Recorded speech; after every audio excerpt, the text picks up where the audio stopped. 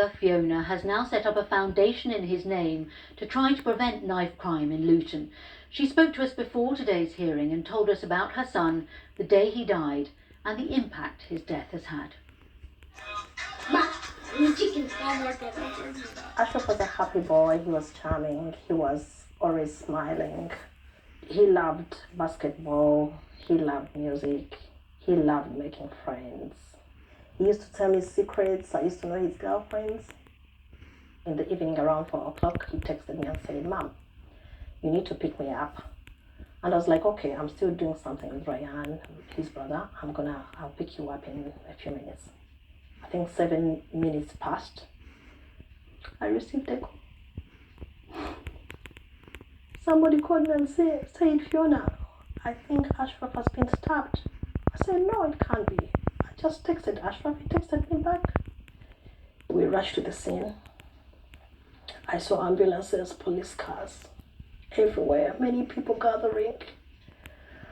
And I came out of the car as the ambulance was leaving. I went praying. I said, "God, help me find my son alive." We went to the hospital. They took me to the hospital. They called me and put me in the room and they said,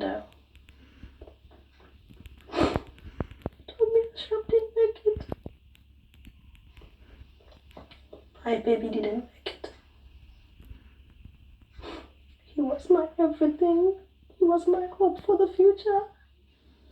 It was so painful. I fainted for 5 minutes. I couldn't believe it. I just took my son to school this morning.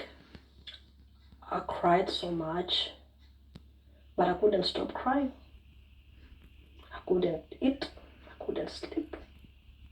I've had to look at his empty room, expecting maybe he'll come out and call, or maybe come out and joke with me, give me kisses while I'm running away from him. I wish I would have just let him kiss me all the time, the way he wanted.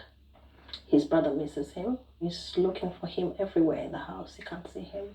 You can't explain to an autistic child. You don't know whether they'll understand or not.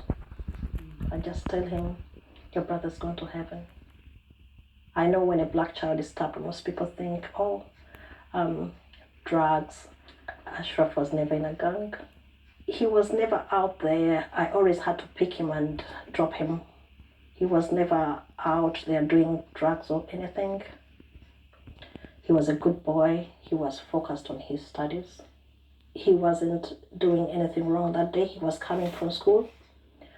He had his books, and actually the knife went through one of the books. It's been hard and painful because you don't know what other people are thinking. But again, I'll stick to my son. I know I raised him well. I'm proud of who he was. Fiona Namasoke talking about her son Ashraf. And if you've been affected by any of the issues raised in that report, there is help and advice available on the BBC Action Line. The details are on your screen now. Next tonight,